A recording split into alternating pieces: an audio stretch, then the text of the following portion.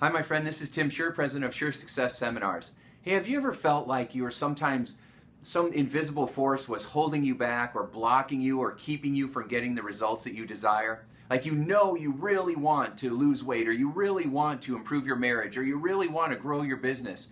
But it just feels like every time you start to go in that direction, something gets in the way. I'm going to take a walk tomorrow, and then you pull a muscle in your foot or your back, right? Or I'm going to go ahead and I'm going to make these calls tomorrow, and then all of a sudden your phone stops working. Doesn't it seem like there's always something that seems to get in the way?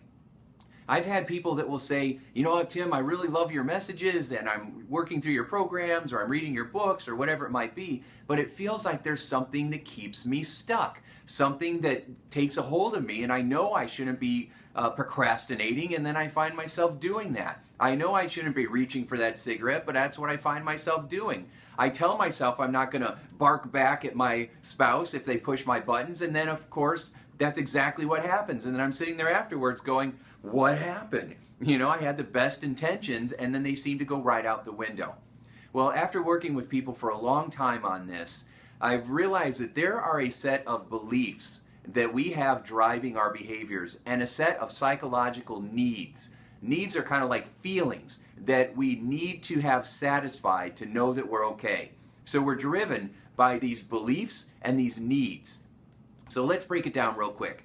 You might have a set of beliefs that are either serving you or holding you back. And what we need to do is figure out what those beliefs are. They're usually unconscious. They're stored in the library of your mind, and they were usually developed by the time we were 8 years old. Now, if you have a belief that the world is basically good and things are going to work out for you, then you're going to have one kind of experience. If you have a belief that the world is basically bad and that nothing goes your way, you're going to have a different kind of experience because of that belief.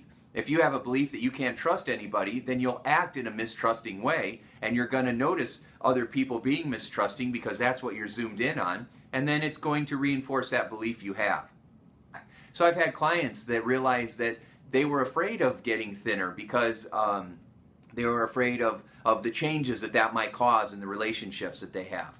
Or they might think that they're not worthy of it, right? Or they might have a belief that that they would have to give up all the things that they love in order to be healthy, which is baloney. That's ridiculous. But if you have that belief, then after a while, you're not going to want to do that because of those needs. And that's the second part of it. We've got these needs.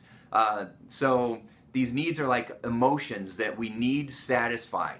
So Abraham Maslow put together this hierarchy of needs. You might have seen it one time and another. You know, it was like a triangle, and it started with your basic needs for food and shelter, and it worked all the way up to the top where you have self-actualization, which is enlightenment, which is mindfulness, which is just really understanding who you are and what's going on in the present moment and being at peace with it all. Okay? So, but it seemed a little complicated. So Tony Robbins came around and just turned it into 6 human needs. And he said that these needs are as follows. 1, we have the need for certainty. We want to feel safe. We want to feel comfortable. We want to know that we're going to be okay.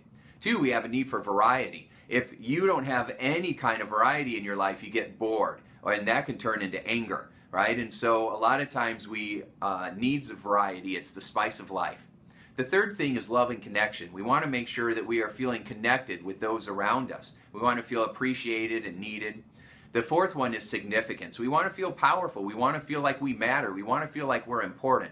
And we're always trying to meet those 4 needs. Now there's 2 more, contribution and personal growth and development. But let's just focus on the first 4. So that need for certainty, variety, love and connection, and significance. We're always trying to meet those needs. So if you're trying to achieve a goal, like you want to grow a business, and you know that you've got to make some calls to companies, or you've got to set up some networking meetings, and you find that instead you're hiding behind your computer or you're procrastinating on stuff, it's because maybe you're afraid of rejection. Maybe you're afraid that it's going to be too hard. Maybe you're afraid you're going to get turned down, or you're not going to be able to pull off the things that you're trying to pull off. You know, a lot of top performers and type A people that I've met that are really great have the secret fear that somehow they're a fraud and they don't want anybody to know it. They don't want to be found out. Now, of course, that's a belief, and it's false, because you know, we all have those worries and fears. Are we going to be able to measure up? But everybody that I've ever met that had that worry, we found that that really it was false, right? That they totally measured up. Everybody has value, everybody has worth, including you. Whatever meets our needs the most, that's what we focus on. If you're procrastinating, it's because that's how you're connecting with yourself. Love and connection, you're protecting yourself. If you're procrastinating, that's how you meet your need for certainty. I want to know that I'm going to be okay, and going and watching TV will make me feel okay. Getting lost in articles on the web will make me feel okay. Going and eating a chocolate donut will make me feel okay. And so we go and we eat the donut instead of going and making those calls, right? Because it meets our need for certainty. And then we feel more significant if we take the pressure off. Now we might feel like, oh, why didn't you do this? But our need to know that we're okay will win the day, right? And so think of it this way. Everything you do, you're doing it for a reason. There's either beliefs that you have that are steering you in a certain way, or what you're doing is meeting your needs. Maybe not in the way that you wanted to, and that's why we have to create the shift. I want to help you get your shift together, okay? And the way that we do that is through these videos, or through the audio programs, or the video courses, or the books, or coming to a live seminar, or picking up the phone and scheduling a live coaching session where we do an hour of power coaching session, so we start to shift this for you. If you don't get some help with doing this or use other resources and you just do what you already know, then it's probably not going to get you where you want to be. It's very difficult to shift on our own. We need each other. I've always had coaches in my life. I have coaches in my life right now, and I highly believe in it, because you don't want to waste years trying to figure this out when you can get results right away. I'm here for you. If you have any questions, leave some comments below, and I hope that today and every day of your life is a sure success. Thanks so much.